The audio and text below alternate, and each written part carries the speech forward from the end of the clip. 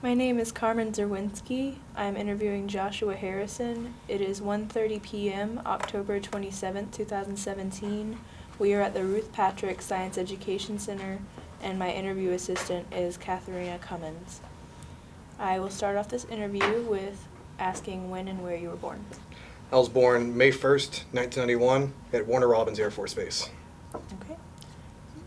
And I understand that you grew up somewhere else other than where you were born. Is that correct? It was, and I was raised in Grovetown, Georgia, right outside of Fort Gordon until 1999. And then we moved to North Augusta across the river. What was Grovetown like growing up there? I grew up in the trailer park, and all we had was a VHS rental store and a Family Dollar. And that was pretty much the extent of what we had. And now if you go back there, you just see a giant Walmart, and all the modern necessities that I couldn't even dream of when I was that age, but at least the house is still there. How long did you say that you lived there? From 91 till 99. So you went to like elementary school and stuff there? I was actually homeschooled, Okay. except for 4th grade, where I went to North Augusta Elementary School. Did you like being homeschooled better than going to actual public school? At the time, yes. Looking back on it now, it caused a little bit of social problems that kind of got fixed when I enlisted. But other than that, it was nice. I actually did get a decent education. I just didn't do a lot of stuff outside of school. I played sports for 2 years. Other than that, I was kind of just stayed at home and did my schoolwork and graduated early. What was it like when you moved to Augusta? It was actually amazing because we moved from the trailer park and then we went to this house in a quasi suburb in the middle of North Augusta. And when I got there, it was again a small place. There was just a huge forest, and we had a Kmart, and there's a housing district and a few fast food restaurants. And ever since then, they've cut everything down. We have our Walmart, our Lowe's, our shopping districts, our Starbucks, and all this new stuff that, again, was not there when I moved in. But you liked it a lot better? I did. It was you just... went to public school when you got there? 4th grade, I went to public school for 1 year because I took the SATs, and I went to the public school for that. And I was like, oh, this sounds kind of fun. I kind of want to try it. And then we did, and it was not good. So you did homeschool again? I went back to homeschool. Did you do it through high school too? I did. It was only for 2 years because I pushed 11th and 12th grade into about 2 or 3 months so I could graduate. Can you tell me about your family? Okay. Well, easiest is my dad. He's pretty much worked in IT most of his adult life. Before then, he was like a cable technician. He worked at computer stores for a long time, and then he worked for IT department at a newspaper, the Augusta Chronicle, and now he works for a subsidiary of the Augusta Chronicle, kind of taking care of the IT network that the owner, Mr. Morris, owns for all across the country, so he kind of takes care of countrywide. My mom, she's been, ever since we moved to North Augusta, she's been a stay-at-home mom. Before then, she was administrative assistant, and she did what she had to do. Before she had me, she was, a line cook at like Cracker Barrel and Waffle House. Yeah. But, and if you want I don't know if you want to know about my siblings as well, or just... I mean, if you want to tell me about it, you can. Well, I mean, 2 of my sisters, they're stay-at-home. My brother currently works at Costco. He was a manager at a John Deere manufacturing plant, and now he's working at Costco on the floor. And then my other brother is also a network specialist, brother-in-law, I should say. He's a network specialist. So I don't get to see them very often because most of them live kind of near Atlanta. Yeah. But what can you do? Was it nice growing up with so many siblings? Or was it not?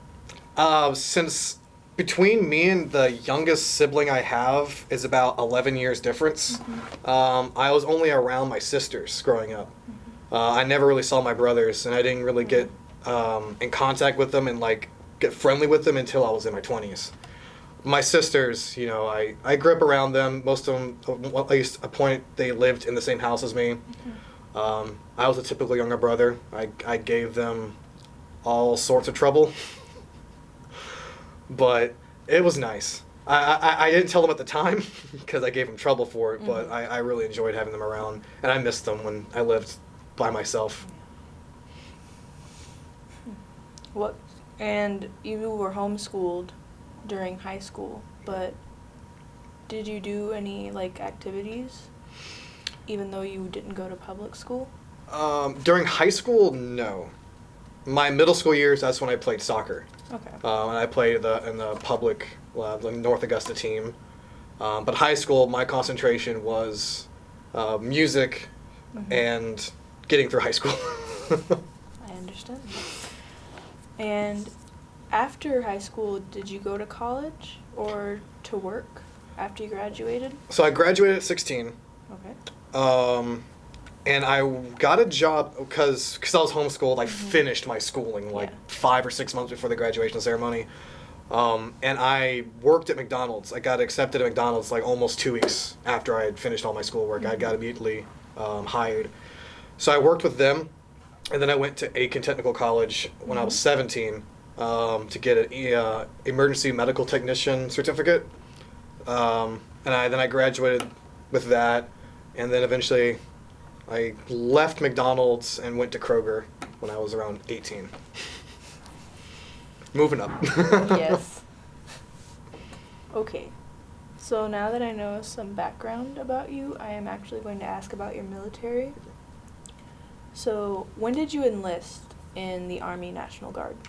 I was 19. It was, I want to say February 2010, or January 2010 was when I walked into the recruiter's office and I started signing paperwork. And April was when the final paperwork was done. And then September was when I shipped off to basic training. Why did you want to join? What made you want to? So I had the typical, you know, man stigma growing up where I always wanted to be in the military. Like I had a poster of the Marines in my room for most of my middle school, high school years. But the biggest thing was where I was working at Kroger, I wasn't seeing a lot of progress. Like, yeah, I was an assistant manager in my department, which I made it after like 6 months. And then the store manager wanted to send me to college to business management, but I didn't want to do that. That's like not what I want to do with my life. And since I had graduated so early and I didn't consider college as a possibility at all, I didn't have any way to go to college on my own.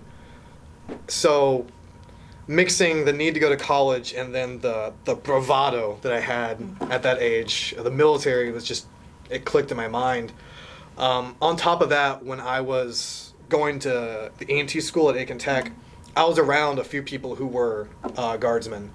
We all wanted to be 68 Whiskeys. We were going to graduate there. We were going to be combat medics together. So that always stuck in the back of my mind. But again, 3 months later, I was the only one at the recruiter's office. Yeah. The others were all talk. Yeah, I never saw them again. That's sad. I'm sorry. But what was your family's reaction and your friends' reactions to you going? I know that the others didn't join with you, so. My family actually reacted better than I thought they would, considering I kind of just left, got in my car, went to the recruiter's office in a day, and then came back and I was like, hey, Mom, Dad, I signed some paperwork for the Guard. And I think they were just completely taken off guard with that, so they didn't react as badly as I thought they would. But I think since I've been so independent until then, because I graduated, I was working, they kind of accepted it. They're like, I was going to leave eventually anyways. So they at least felt good that I was having a career and a possibility and a future with the college. And at the point, I was actually looking at a career in the Guard until, a few years later when I decided that was not what I wanted to do. All right. So when you were in the Army National Guard, you were part of Alpha Company 221st Military Intelligence Battalion in the 560th Battlefield Surveillance Brigade. Is that correct? Yes, ma'am. So, where were you stationed and what kind of activities did your unit take part in? I understand that they were in counterintelligence, human intelligence, force protection, and electronic warfare. So, I was wondering what your specific part in that was. Okay, so our unit was based out of Fort Gillem, which is in Marietta, Atlanta, outskirts of Atlanta. So during my time stationed at Fort Gillem, because I've been a lot of places as well, while I was at Fort Gillem, I was there. We had what was called multi-function teams, which is now archaic and outdated. We don't have it anymore. But what it was is pretty much they were squads of 7 to 8 people. And in that squad, you would have individuals with various sorts of abilities. So you'd have some people who were doing like communications, you'd have counter intel, you'd have intelligence, you'd have an officer, you'd have a linguist, everything in one package. It was very useful for small man groups to go around and conduct operations. But unfortunately, at the end of the war, they decided to start doing away with that. So what I did is when I first got to the unit, I was just a normal human intelligence collector. My job was strictly interrogation. I ended up being kind of spearheaded and being sent to a bunch of classes to add on to my specialty fields. I learned tracking, locating skills. I learned computer forensics. I learned field forensics. I ended up doing some language schooling to be a quasi-interpreter for some operations. There was probably a bunch I can't even remember, but there was a lot of things that I was taught, and most of that was so that I can come back and I could teach the rest of my squad and we could all be on the same page. It's hard to say what my role was because a lot of the times we share each other's roles. Okay. So I tried to learn everything, and then I taught them the same things, and then they all knew how to do everything that I knew how to do. So, how long were you with this unit? I was with them from 2011 to 2016, so 5 years. Yeah. I understand you were part of the Black Knight OEF task force that got deployed to Afghanistan in January of 2012. Can you tell me a bit about that? Okay. So the Black Knight OEF task force was a general name they gave to... There was 20 of us from Alpha Company and 20 of us from a California unit. We were sent from our units and we were attached to SOCOM, Special Operations Command Operations. So we were attached to them when we deployed. So we didn't technically deploy as the 221st. We were tasked out to SOCOM, and then SOCOM made use with us. So we did everything they wanted us to while we were overseas. Unfortunately, we actually didn't have much contact with our unit the entire year I was gone. Well, that's sad. Was it difficult to be away from everyone you were so used to? For a lot of people, it was. Fortunately, I was used to kind of being away from people, and then never seeing someone, moving away and not seeing them again. I was used to not from losing contact, so it didn't bother me too much. Actually, what bothered me was coming back and then losing contact with all my people in California that I made friends with and that we'd spent a year with. And even some of the locals, there were some local people and some interpreters and even guards that I made friends with that I still have never seen again.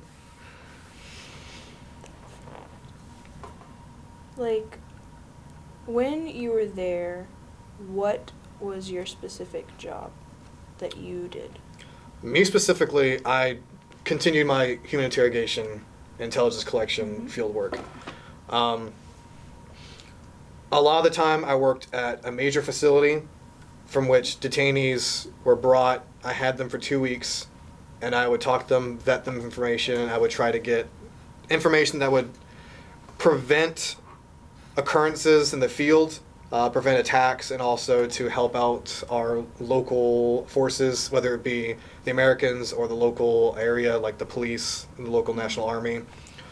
And then I also went to Kandahar, where I worked at a screening facility, which what it was is they would bring in people, and I would pretty much see if they needed to go and be talked to for 2 weeks or if they needed to go home. That I don't know which one was tougher, deciding who needed to be deciding if this person had something, or spending 2 weeks trying to get it out of them. So, you took part in interrogation while you were there, and you said you wanted to get information. So what kind of information did you need to get from the people? Literally anything helps. But generally, we were looking for, hey, do you know of anyone in the area that's working with the Taliban or with Al Qaeda or Hezbollah Al-Qadim?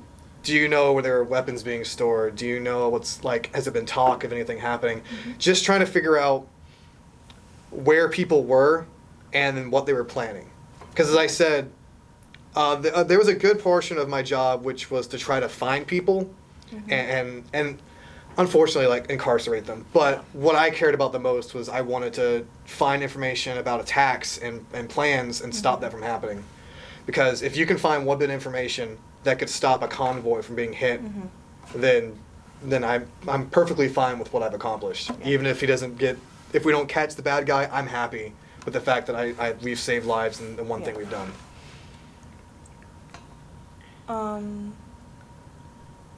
Did you just collect the information for the local U.S. Army, or were there other combined forces that you also collected this information for?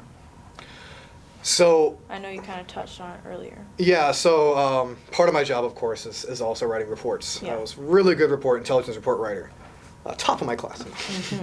But that information would get disseminated. Of course, it would go through a screening process because of who I worked for, and it being such a high tier, they had to do the good old whiteout on some of the information, but then it would be disseminated to the forces that were allowed to see that certain information. So it was shared because, as I said, it did affect everyone. Okay. I totally skipped, whenever you first got into the Army for some reason. So I'm going to go back and then go forward again. I'm sorry. But going back, boot camp. What was boot camp like? Oh, exhilarating, terrifying, demoralizing, invigorating. It was every emotion you could think of on the board. It was a terrifying experience going in. And, I was this country boy from, I was 19. And I lived in a trailer park for 8-9 years at that point, and then I really hadn't been anywhere. Hadn't really been outside the state except for a few road trips. And then being put with all these people from all across the world, across the United States. That was my first time meeting people from the North, meeting people from California, and then noticing that there's differences in our cultures just in our regions. I'll admit I got into a lot of fights while I was at basic training because of that. There was just a lot of headbutting. But it was all, I know it's a trope that when guys fight it, they ended up hugging it out later, but it worked. We had to get out the aggression. And that's what happens when you put all these people together, especially when we had 8 to 10 people in a room sleeping together and then doing everything together. It gets really, really uptight. But that was the point, was to break us down. And it's not a bad thing. It was good to kind of break off all of our expectations and kind of weaknesses that we had. And then we learned how to operate, but together. So instead of being so independent, we were now codependent. Everything we did, we had to do with someone else. If you were walking, you better have someone beside you. If you were found by yourself anywhere, you were in a whole lot of trouble. And that was all to instill the fact that you can't survive in this environment by yourself. What was your drill sergeant like while you were there? I had 4. You had 4. Okay. If I can remember their names. I had an infantryman, I had a combat engineer, I had a military police, and I think I had a second infantryman. I liked them a lot. They were tough, but they were genuinely, they cared about us. And I was even friends with some of my other drill sergeants from the other companies. And even now, I actually have contact with 2 or 3 of the drill sergeants that I knew. And we still swap some stories from back then, even 6-7 years down the road. But they were hard. But at the end of the day, you had to realize they were doing this for a reason. Like when they yelled at you, and when they made you do all that stuff, like crawl through the dirt, putting on all your gear, put your head in the dirt, and just crawl with your fingertips. Like when you're doing that, they were doing it to teach you that what you did was wrong, and if you do that again, you're gonna get yourself or someone else killed. So it was kind of that negative reinforcement. But that's why you had to convince yourself at the end of the day. Like, they weren't doing it to be personal. They were doing it because they're trying to make sure that when you go out, you're going to survive, and everyone else around you is going to survive as well. Mm-hmm. What was the hardest part of boot camp that you remember? Hardest part. Whew. That's tough to say. There was a lot of difficult stuff, but a lot of the stuff like was pretty simple. Like when it came to the firing range, I was okay with that. When it came to when it came to actually graduating, I had a small issue with the physical fitness test. Okay. Because I came and I was a scrawny kid, and also I got injured like the first week or two since when I got into basic training. So making like the day that I actually passed one of the retakes for the PT test was like one of the happiest days of my life. I was like, oh my God, I'm actually going to graduate. I'm actually going to be a U.S. soldier. Like I was probably glowing with excitement. Oh, to be young and unknowing. But trying to think of the hardest days. I don't think there was actually any day that I wanted to quit. 'Cause even if there was something that you thought you were going to quit, there was already like 8 or 10 people beside you that all felt the same way. And it was impossible to do it because we all helped each other out. Like if there was someone having an issue, we all gathered together and we all helped each other out to get through it. Which is why they were so tough on us at the beginning, was to build that camaraderie where we wanted to help each other out. I don't think there was nothing super tough. Our field exercises for basic training was kind of tough. That was a good day when our drill sergeant was pissed at us. So we had all of our gear on, and our rucksack, which had 50 to 60 pounds on it, and of course we had our rifle, which was 6 pounds, then all of our ammunition, and we were doing a road march through sand that was like this thick at probably 5.5 miles per hour, and just going at it like almost at a running pace. I remember how exhausting that was. That and one special event we called Nick at Night. That was actually one of the most physically exhausting moments of my life, because Nick at Night was nighttime, and you're taken out to a firing range. You're let out to a trench. So there's a huge trench. It's probably about 8 feet up. Again, you have all of your gear on, not the rucksack, but you have all your gear, your rifle, and everything. The trench is like water up to here, so you're in there and you're already soaking, and the entire field's probably 200 meters. And it's all sand. And about 20 feet up, they're shooting submachine guns and light machine guns over your head with tracer rounds. So as soon as you get in the trench, they're just firing rounds above your head. You can see them because the tracer rounds. So you're seeing these red, glowing specks go past your head, and you had to climb up the trench. And then the entire way, the 200 meters, you had to crawl through that sand, like under barbed wire and over trenches, the entire way while bullets are going over your head. And it wasn't terrifying, but it was probably the most physically exhausting thing I'd ever done. At the end of the day, like, everyone's just like, you're grabbing the person's foot in front of you, you're just pulling yourself along, and everyone's got like this chain of people helping each other pull each other along, because everyone's just full of sand, and you can't lift your head up off the dirt. Your head's in the dirt, scraping the dirt the entire way. But that was also one of the most fun times. It's funny how those work out. It was terrible but fun. It sounds terrible. Did you go to boot camp at Fort Jackson? I did. Okay. So, after boot camp, did you do anything like else in between for more training? Yes. I was taken to Fort Huachuca, Arizona for about 9 months. Okay. What did you do while you were there? So after basic training, you go to advanced individual training, which is pretty much my job. There, so that's why I learned. About that. Yeah, I learned how to collect intel for about 9 months while in Arizona. bet the weather was different. I loved it. I still this day miss Arizona. I mean, it was beautiful. No humidity. There was no humidity. I was actually there for record-breaking lows. It got so cold that the pipes busted on base. We were actually told to keep our AC units and heat units at a certain temperature to conserve energy, because that was the lowest it had ever been in Arizona, at least in the past, 100 years. So, I enjoyed it. Of course. Except, yeah. So, I know I'm jumping around everywhere, and I'm very sorry about that, but I'm going to jump back to, when you got deployed. Okay. What was your best day there that you had? The best day.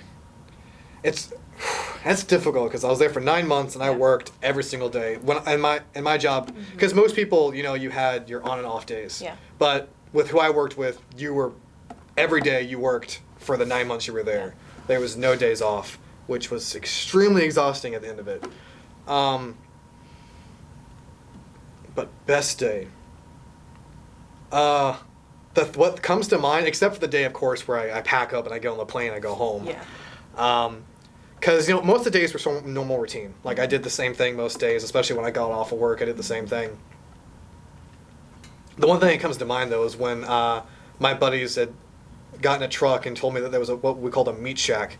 And I had no idea that on base there was a tent that you can go and eat dinner or lunch, and it just had meat. There was ribs, and there was steak, and there was chicken. It was just meat. And I never knew that, and that was the best day ever. But was there bacon? Yes. I don't think I got bacon. Did you get to eat like that normally, or did you? So the DFAC, the dining facilities, depending on which base I was at. When I was at Bagram with the larger facility, we had a normal facility which had a sandwich bar. So if I was up in the middle of the night, I can go get a sandwich. They had typical food. While I was in Kandahar doing my screenings, there was an Asian DFAC, there was a British DFAC, and an American DFAC, because that was a NATO base. That was a base with people from all the countries and the coalition forces were there at that base, which was actually amazing in its own, because that's where I got to meet, there was Canadian military, French military, I got to meet all these people from across the world, and then, eat their food and go to their facilities. That was a lot of fun. But yeah, they fed us well, because the biggest thing about the soldier is, in order for the soldier to operate, he has to have the food. Yeah. I remember in basic training, we lived for meals. Yeah. That's literally what it was. We woke up, we went through whatever we had to do to get to breakfast. We went through whatever we had to do to get to lunch, and then to dinner, and then go to bed. That was all we looked forward to, was food. Food is pretty great. It is. So, now, what was your worst day when you were there, if you want to talk about that? So there are various things. Because right now there was days that while I was there that were bad days, but then there was days that, looking back, because when you're there at the moment, things don't register the same way. But when you go back and think about it, from everything's kind of cycled through and you're back to a normal state. Yeah. You go back and you realize that was terrible. Yeah. The worst day would have been, there was one operation, because we operate at night. So there was one operation, we were at an objective, and we had a standard line, and we were approaching through kind of like a farmland into a facility. And one of the soldiers saw a figure in the field with what looked like a rifle. So standard procedures, you have 15 people with you. You see someone with a gun, you need to protect everyone to your left and right. So he did what he should have done, and he fired. But the part that made us the worst day is because when we showed up to check who it was, and then a bag and tag, it was just an old man with a walking stick. At that time, again, as I said, it didn't super affect, because I was in business mode, because I had to do what I had to do. But, looking back at it now, like, because the bad thing was I never could identify who that was. Yeah. I had to ask people, like, I had to show a picture of this person. And unfortunately, you had to show the face because that's the only way to identify someone. And when people get injured in their face with a gunshot wound, it's hard to identify as it is. And then I'm having to show this picture to people. And well, yeah, looking back, it was just a terrible, terrible day. And again, we never figured out who it was. And that's still, to this day, I'm kind of like, I really wish, because imagine, like, someone's grandfather or father goes out at night and then never comes back. You have no idea what happened. Like, they never knew. Because, of course, we had to take the body because we had to check it out. So no one ever knew. So, yeah, at the time, as I said, it was something that didn't really affect me. But to this day, that's still something that I think about from time to time. I'd imagine that coming back from doing all of that was hard. Yeah, there's like so many different reasons for it being difficult for soldiers coming back, and each one has different experiences. So for us who like have combat experience and have seen things up close and have to deal with people personally, it's hard because no one here, especially when you're out and you're a civilian again, no one around you understands. Yeah. So like you're kind of alone, and you have no avenue to express yourself or get relief because no one's going to understand. Yeah. And if you start talking about the time you went out and shot someone, like people are going to look at you in a weird way. So you keep it in, and there's also the stigma that's huge still in the military today, where you're a man, you do what you have to do, it's your job, you don't let it affect you emotionally, which that's not how a human being works. It does. And I wish they would think more about the psychiatric effects of this kind of stuff on people. But unfortunately, it's probably going to be a long time until it's really taken into consideration. Like, when exactly did you leave? I think you said it before, but I missed it. I come on leave to go to Afghanistan? No, like left the military. Left the military, okay. My contract ended April 2016. Which, how the contract worked was it was an 8-year contract. There was 6 years active National Guard, and then 2 years inactive. Okay. So until next April, if they have a call to war, I'm still draftable. Like they can still just at any moment say, "Hey, come back in. We need you to go." When you got back, you were still in, and you were active. Active National Guard, yeah. Active National Guard. What did you do during that time? I mean, I was coming to college, and how Active National Guard works when you're just plain National Guard is you go the 1 week out of the month. Okay. And now a lot of my time I volunteered, and I would constantly do stuff. Like I was constantly training, going to different places. Even actually during my first 2 years back, I volunteered to go to Dobbins Air Force Base every summer. And I learned French. Like they had someone come from California, the Defense Language Institute. She came, and she was a native French speaker. She taught us French, and that's when I started doing my interpreter training. So I did the normal thing. I didn't proactively volunteer anymore because there was a lot of things post deployment. That's when I realized I didn't want to do this for a career, and I was going to college because I came to college to be. I was going to go the FBI route. I already had a clear avenue into specific fields with my tracking, locating, and surveillance background. But I was looking for an actual field operative position, so I needed to go to school. And then that's when I started realizing that's not what I wanted to do. Yeah. I started reeling back in. So I did the guard work that I needed to do, but I was focused mainly on my college and my new civilian life. What made you want to come to USC Aiken?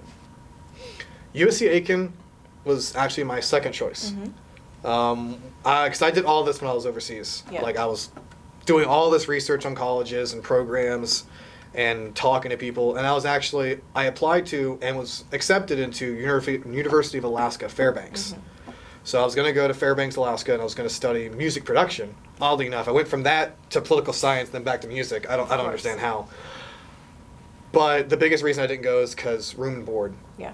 I didn't have, because even, I mean, the only reason I went to the military was to have the money to go to college in the first place. But even then, I didn't have enough money to afford it. Then USCA, I had applied here, and I talked to some of the professors here. I corresponded with them for a few months while I was overseas, let them know who I was and that I was coming. And I enjoyed that they emailed me. They talked with me, a person overseas, and they were like, they talked to me and corresponded with me, helping me through the process. Like, everyone helped me through the process of getting getting accepted into the university and then starting school the next semester. So that was a big reason I chose USCA. Yeah. And of course, also it was kind of equidistant from Augusta University. So like from where I was, it was the same distance, but I had better experience talking to the faculty at USCA. And you got in-state tuition, so that was nice. Yes, I would have gotten it for both though. Okay. Yeah, well, but still, the people here. Yes, I have enjoyed my time here. Mm-hmm. So, you said that first you were wanting to do music, and then you went to political science, and then you went back to music. So, how did this go? So while I was overseas, in a way I can put it, where I was working, I was able to work with people from a lot of different facilities. So I came up with there's a bunch of different new things to me. Like there was geospatial intelligence, being someone who just studied satellite imagery and interpreted it and gave information based on that. Like that was something that was interesting to me. I really enjoyed the forensics that I'd gone over, document exploitation and in computer forensics. I enjoyed that. I talked to people from NCIS, some NCIS friends that I had, and I talked to them. I really liked that. Then I had an FBI friend that I met over there that I enjoyed what he did. He was an analyst, which isn't what I wanted to do, because it's just a desk job. But I talked to him about, what can I do to get in that. So it was kind of like, I was 2021. All I'd known was how to shoot a gun and talk to people, and then there was all this new stuff. Like, oh my gosh, there's all these cool things I didn't know how to do. So I was all over the place trying to figure it out. Like there was just 15, 20 different job opportunities with the people that I was around. It's like there's just so many things. But music was the thing I knew the most, because I've been doing that since I was 11. In front of people, on stage in front of people since I was 11. I've been doing music. So at the end of the day, that was kind of like what I would always fall back to, because it was my original passion. There was music, then there was being an astronaut and being a firefighter and all those other childish things. But music was always the thing I was able to come back to, and it stuck with me the entire time. So, was it a lot easier to go back into civilian life because you chose something that was so familiar for you? I would say no. I mean, even to today, I'm still not fully used to civilian life. I'm still, I look at people, I'm like, why do you do this? And they don't understand why I do this. And it's just there's just things I can't comprehend. The one thing I will say about music, and because, I mean, I knew music, but I didn't know professional music. Like I had to learn how to read sheet music the first day I got here. But it gave me a commonality with people. Because that was one thing I have trouble with. A lot of things soldiers have trouble with is they can't find someone to have some sort of connection with. Because, everyone, nowadays, everyone here is younger than I am, but people my age, they graduated high school and came to college. Meanwhile, I had been working for 6-7 years. But with music, there was this commonality that I had with everyone. We were all in there together to do the music. We studied music together. We performed it together. So it gave me that avenue to finally have something to share with everyone and people I could actually talk to. And that was probably the saving grace. Because I don't know what would have happened if I had stuck with political science.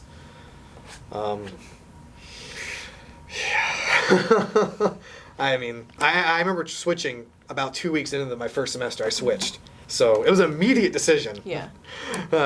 So I really have no idea what it would have been like. So it was a lot easier, even though it was a lot easier fitting in music than in political science. Yes. Because you had that commonality Yeah. with other people. There was going to, of course, be some commonalities with Yeah. political science because I was going for international affairs because I had a lot of knowledge with international policy and stuff like that. But I preferred the companionship with the music people over the international affairs, the camaraderie we had, and also they accepted a lot more of who I was, who I used to be, and the stuff I've done in the past more than they have or would have. That's the biggest thing about the music department is that they didn't care what I had done. So. That's good. Was it hard to adjust to college life in general? You kind of touched on it earlier, but like just coming to college and going about your day. So when I first got here, the first thing that happened when I first came here is I would always pick a spot in a classroom that was easily defendable at the door. I picked a spot where I could flip the table or throw a chair at the door at any moment. And that was my first year of college. That's what I did. And I had a hard time understanding how some of the people reacted. Yeah. Like because I sat there and I was there to be a college student. I listened to the professor. I did my work. Now, nowadays, I've gotten a lot more accustomed to the civilian lifestyle that I laughed at before, and I don't do my work. But when people would like talk back to the professor or would be having a conversation, I would visibly be shaking. And I've only yelled at someone once while I've been at college. I've avoided doing my old military ways and yelling at someone. I only did it once. But the respect issues, because that was a big thing. Again, that was a big thing. You always respected the people who were above you in the hierarchy. Like you had no choice. So that was a huge difference I saw that I had trouble dealing with. And it wasn't that I had trouble respecting people. I had trouble with the people next to me, left and right, and their disrespect issues. I'd imagine that would be pretty different because college students are... I still to this day, I'll have people talking, having a conversation, 2 rows back, and I'm at the front of the class trying to pay attention, and I have hearing issues, and also I pay attention to things I'm hearing because I'm always trying to hear things. So if I hear whispers going on behind me, I'm going to want to know what's going on because. So I start concentrating on that instead of what's going on, and then I've had people come up in class and have headphones in, listen to music while class is going. I'm just like, you're kidding me. That's one thing. I can't hit people. Yeah, that's pretty frowned upon. I used to be able to throw people on the walls, and I can't do that anymore. That is a downside. So, once you had kind of adjusted, even though you said you still feel kind of different than other people, did you do stuff join clubs and do things in college since you didn't have the option to kind of do that when you were growing up? So I actually avoided that for a specific reason. I already was against joining fraternities because I didn't want to be around the people who are younger than me and with the different backgrounds, because not just for me personally, I didn't want to get them involved with it. Yeah. I was going to let them be them because I knew I probably wouldn't I knew that no matter where I went, there's probably going to be someone I wasn't going to get along with them. Which is just because I also have this very abrasive personality, which I've kind of been able to file it down a little bit, but still. I joined honor societies, of course. And there was one club that I helped create. We ended up restarting the anime club for a year that I helped do, and then I ended up leaving that because, again, the age difference and how the people acted. So no, I never really, outside of the music department, I typically don't even associate with people because, again, when I look at them, I'm like, I don't have a connection, a commonality with you. We go to class. Other than that, I have nothing. So. What do you do, in the music department? What all are you a part of with that? Nowadays, since I'm trying to graduate, this semester and next semester, really not much. I'm just helping. I come to choir to as a voluntary basis. Mm-hmm. Before, throughout the years, I was president of the National Association for Music Mm-hmm. Educators, the student organization on campus. I was president for 2 years, 2.5-ish. I was a section leader in the concert choir. For a while, I had my own choir, which I used to do public events. So I was told, hey, we need exposure for the music department here. I would take my personal choir, I would do it. And then Dr. Scraper turned my personal choir into what's now Contacum. Yeah. So I've done a lot of kind of logistical and administrative work. I was thrust into leadership like as soon as I got here, especially since I was 22 when I got here, so I was already the age of most seniors. So I typically got my hand involved with everything. I was even in band. Like I was in 2 different bands. Like I just got my hands in everything I could. But now I'm just kind of dialing back, and I just want to sail the smooth seas until the graduation ceremony. So, what do you want to do after you graduate, since you're so focused on that now? Of course, there's the wants, or would likes. Yeah. I would like to work at a church and be a music director. I would like to have a music teaching position at a private school, because I was music ed. I dropped it because I wanted to teach at private schools. And then on top of that, if I could get a job traveling the world and writing for a backpacking magazine, I would love to do that. Like there's still so many things, but music's still at the spear front. Like it's still what I would do the most. But at the end of the day, I personally don't care what I end up doing, as long as there's a job that puts a roof over my head and my future family's head and have food on the table. I don't care what I have to do. But I mean, if I can get a job in the music field, I would be happy. But it's not the only thing out there for me. All right. Is there anything else you'd like to say before we wrap things up that I haven't touched on or that I left out? No, you touched on pretty much a lot of my background.